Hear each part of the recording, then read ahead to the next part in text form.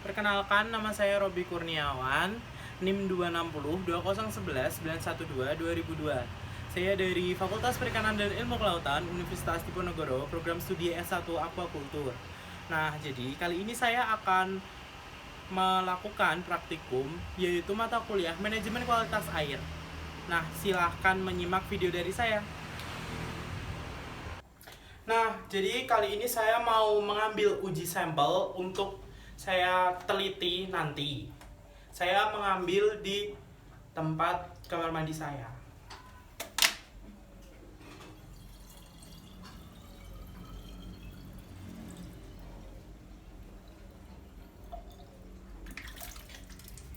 Ini untuk pengujian di air kamar mandi bak. Setelah itu nanti kita uji. Nah guys, untuk sampel perairan kedua ini saya ambil di depan rumah. Itu bekas buat budidaya sih sebenarnya, jadi kita ambil aja, nggak masalah.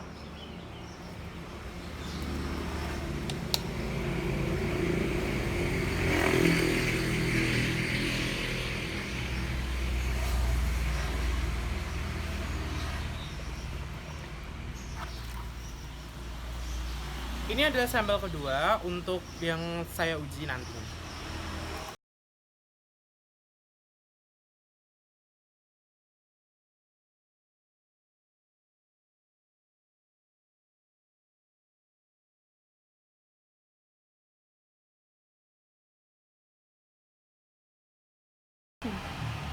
Nah, jadi kali ini saya akan menguji parameter pertama, yaitu tentang variabel oksigen terlarut. Kali ini saya menggunakan beberapa contoh dari bahan penggunaan, yaitu ada NaOH, H2SO4, Na2S203, serta MnSO4.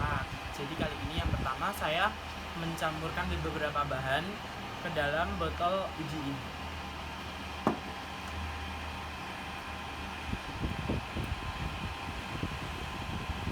Untuk sampel pertama, saya mengambil untuk sampel botol di kolam air mandi saya sebanyak 120.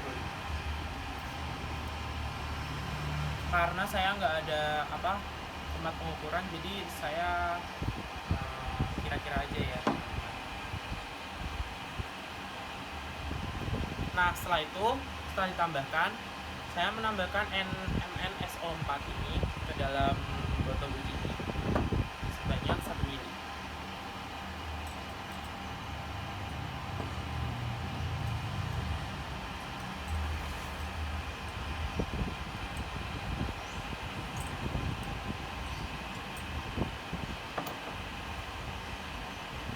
Setelah itu, saya akan menambahkan NaOH juga sebanyak 1 ml yang diberikan ke dalam botol uji ini.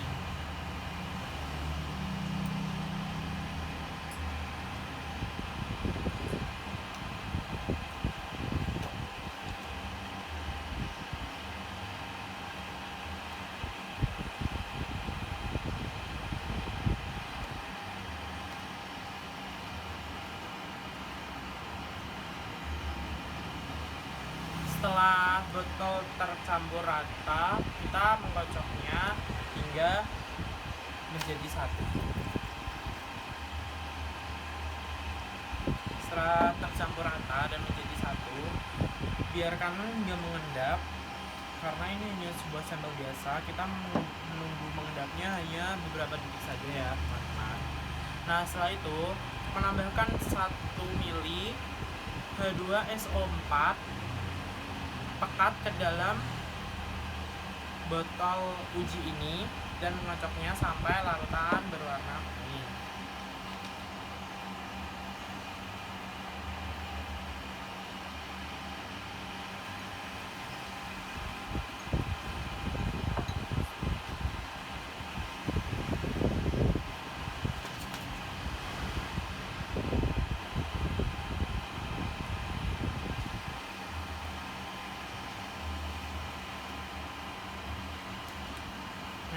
Ini kan warnanya jadi kuning kan, kelihatan.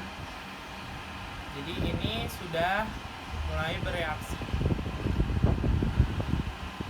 Setelah itu menambahkan 50 mili sampel ke dalam Erlenmeyer. Ini Erlenmeyernya, kita tambahkan ini sebanyak 50 mili ya guys.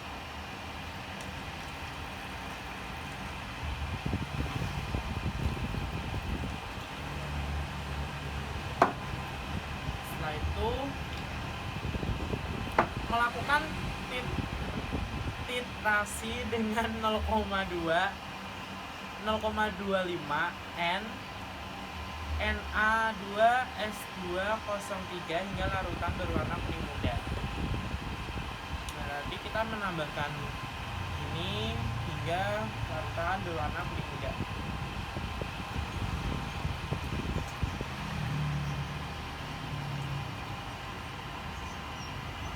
Nah, ini larutan sudah berwarna kuning muda. Setelah ini adalah bentuk dari variabel oksigen terlarut. Terima kasih.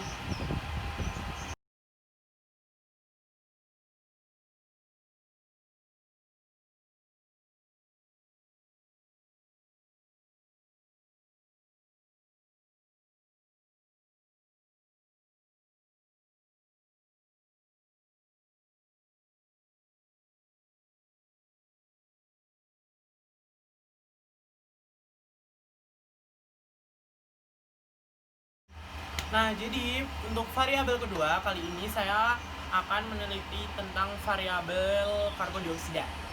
Nah, yang pertama, dalam pengujian ini, saya mengambil 50 mili air sampel yang dimasukkan ke dalam tabung Erlenmeyer ini. Jadi, saya mengambil 50 mili.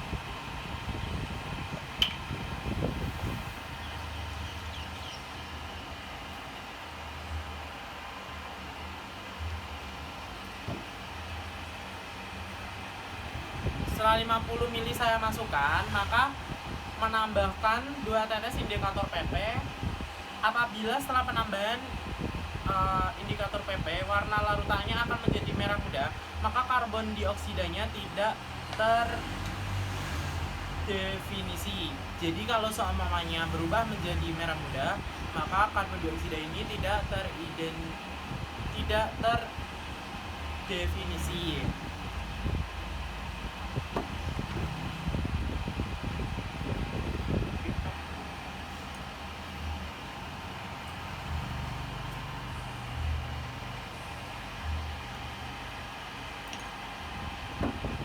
Jadi ini penambahan yang pertama di contoh sampel kolam mandi itu tidak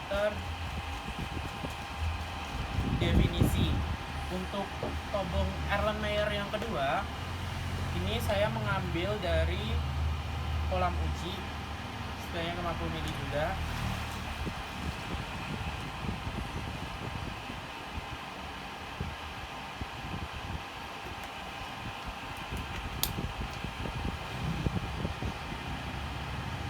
Yang setelah itu saya tambahkan indikator PP-nya sebanyak 2 mili juga. Setelah itu kita cocok.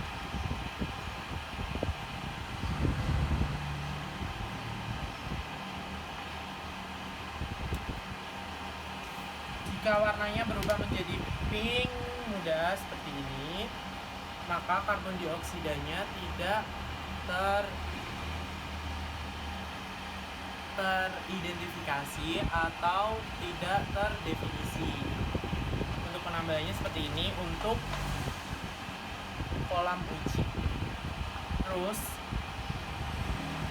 setelah itu kita menuju ke variabel yang ketiga, yaitu alkalinitas.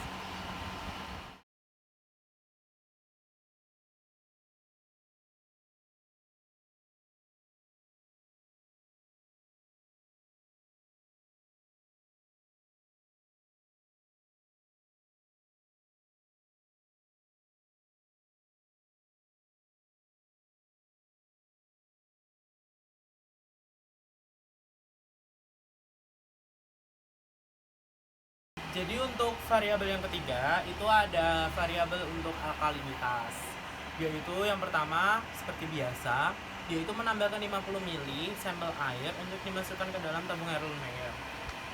Ini dua jenis sampel yang berbeda. Setelah itu menambahkan 2 tetes PP. Jika terjadi warna merah muda, dilanjutkan titrasi dengan 0,025 N HCI hingga warna merah muda itu hilang.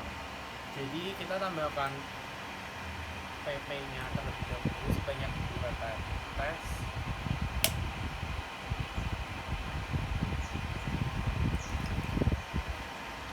Kita kocok seperti biasa.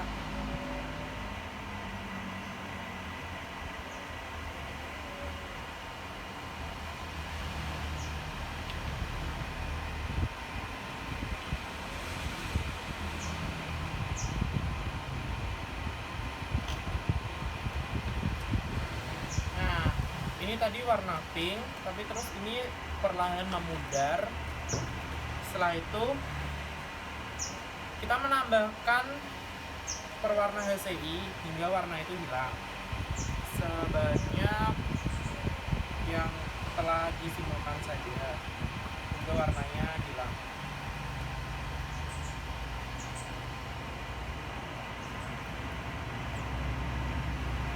Akan nampak perbandingannya seperti ini.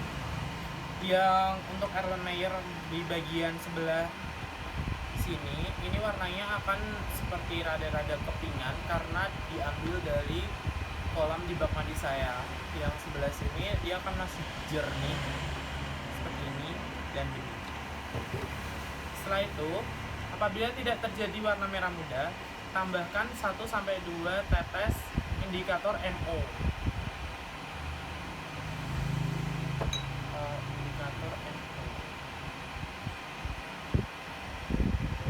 Tambahkan 2 tetes karena yang sebelah sini sudah menjadi merah muda, jadi yang di sebelah sini belum merah muda. Kita tambahkan 2 indikator tetes.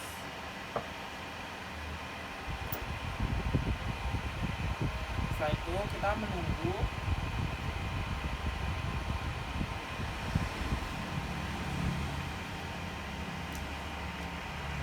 warnanya akan seperti ini, menjadi merah muda.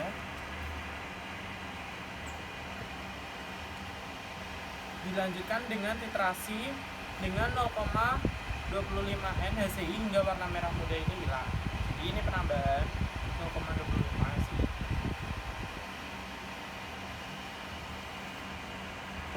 Nah, akan nampak seperti ini. Warna kemerah mudanya akan tersamarkan. Setelah itu yang ketiga ada produktivitas premier.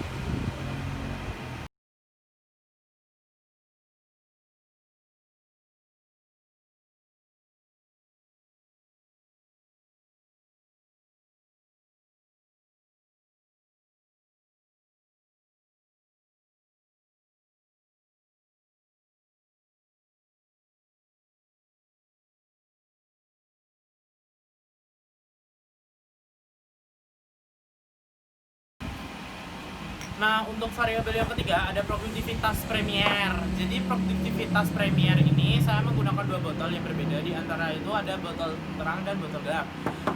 Dengan cara memasukkan botol tersebut ke dalam kolam dan merendamnya selama 4 jam.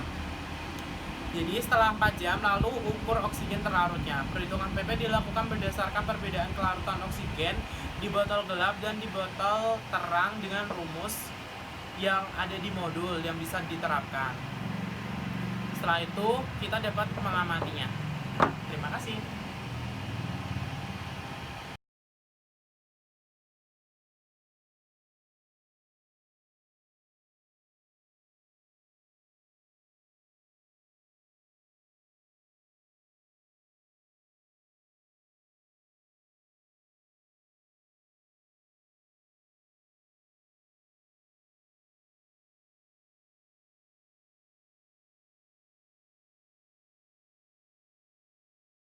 Jadi selanjutnya variabel yang saya gunakan adalah variabel pH atau tingkat keasaman. Kali ini saya menguji pada tingkat keasaman di kolam mandi dan kolam uji. Kita tambahkan ya.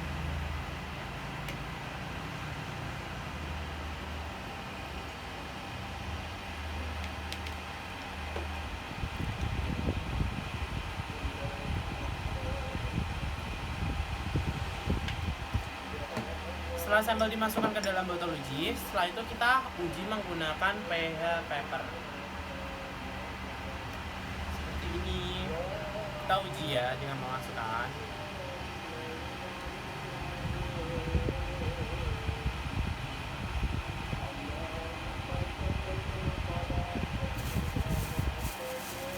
Setelah itu kita mencocokkannya dengan pH ini. Berapa tingkat keasaman untuk ini. Yang sebelah sini adalah kolam mandi, itu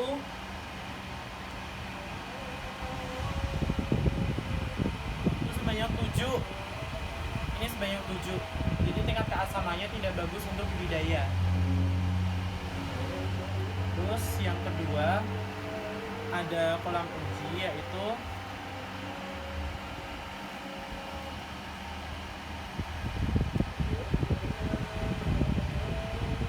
sebanyak 5. Ini ideal sih untuk buat budidaya. Setelah itu saya akan mengidentifikasi masalah dan solusinya. Jadi untuk masalah dan solusinya, adanya kenaikan karbon dioksida yang melebihi batas normal menyebabkan terjadinya penurunan pH yang signifikan, dan air memiliki pH yang tidak layak untuk kehidupan ikan budidaya. Hal ini diperkuat oleh Puspitasari 2017 yang menyatakan bahwa tingkat stres ikan banyak mengeluarkan CO2 mengakibatkan perubahan pH pada kualitas air setelah perlakuan. Karbon dioksida akan mempengaruhi keasaman air sehingga penurunan pH air, tingginya kandungan karbon dioksida dibersamai dengan penurunannya pH akan lebih berbahaya terhadap kelangsungan hidup suatu ikan atau kultifan. Solusinya adalah salah satu cara yang dilakukan untuk meningkatkan pH budidaya adalah dengan memberikan kapur pada tanah yang digunakan untuk kegiatan budidaya. Hal ini diperkuat oleh Yulinitain et al. 2018 yang menyatakan bahwa salah satu cara untuk menangani pH pada air yang berubah adalah dengan cara pengapuran. Pengapuran adalah pemberian kapur ke dalam tanah yang umumnya bukan karena tanah kekurangan unsur Ca, tetapi karena tanah terlalu masam. Untuk selanjutnya, saya akan menuju ke variabel selanjutnya.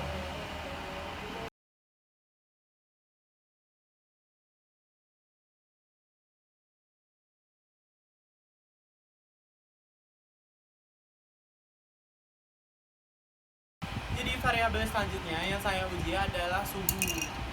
Suhu adalah suatu tingkat adanya perubahan yang signifikan pada suatu perairan. Saya menggunakan termometer raksa biasa seperti ini. Saya langsung uji pada botol pertama dan botol kedua.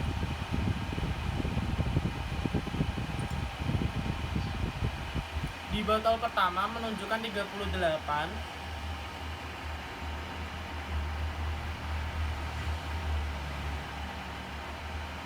Dan di botol uji sampling kedua menunjukkan sebesar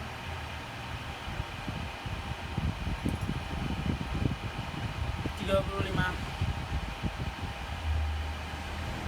Untuk pengujian sampel pada suhu selesai.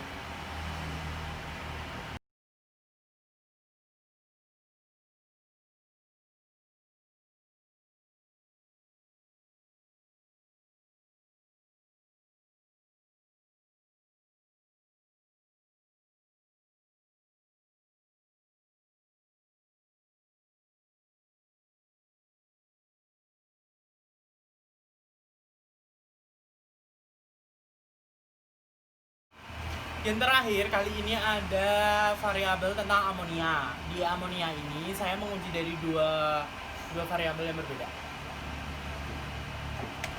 Yang pertama, seperti biasa, saya letakkan kepada botol Erlenmeyer sebanyak 50 ml, perbandingan satu sama lain. Terus yang pertama, masukkan 1 ml larutan fenol. Larutan fenol sebanyak 1 ml.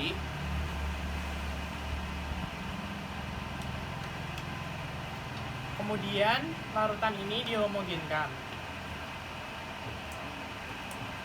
Berhubung saya tidak punya alat untuk menghomogenkan, secara manual saja, secukupnya saja. Setelah itu tambahkan 1 ml natrium nitropursid. Setelah itu dihomogenkan. Penambahan natriumnya ini sebanyak 1 ml.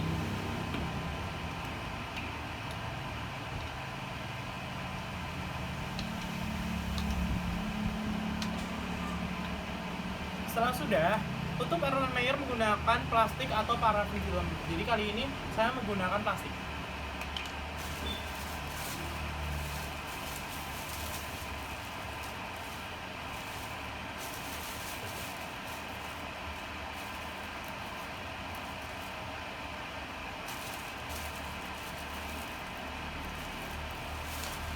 Setelah itu kita homogenkan.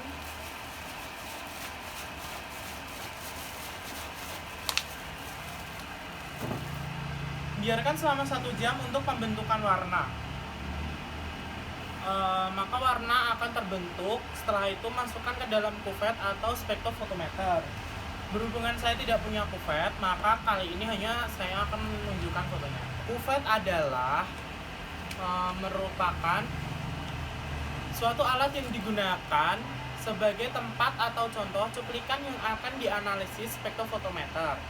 Setelah itu, spektrofotometer itu adalah alat yang digunakan atau salah satu alat untuk mengukur cahaya absorpsi pada sampel atau elemen. Atau dapat disimpulkan, spektrofotometer adalah alat yang digunakan untuk mengukur beberapa banyak penyerapan cahaya di gelombang yang terkandung dalam unsur atau solusi. Setelah itu, kadar amonia MgN atau L kurung buka kurung tutup sama dengan C dikali Fp. Keterangan C adalah kadar yang diperoleh, Fp adalah faktor untuk pengenceran. Untuk variabel tentang amonia sudah cukup. Saya ucapkan terima kasih.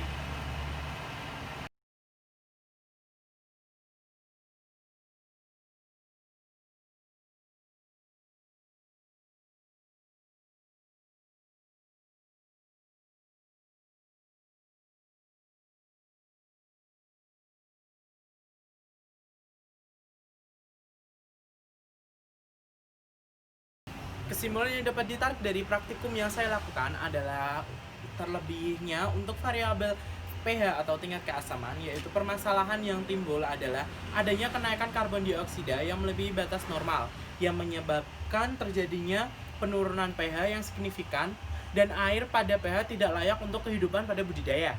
Sedangkan itu untuk solusinya yaitu dengan menambahkan suatu kapur atau melakukan pengapuran pada sektor budidaya agar dapat digunakan untuk membudidaya suatu kultifan itu sendiri. Sekian video dari saya Robi Kurniawan. Saya mohon izin pamit. Terima kasih.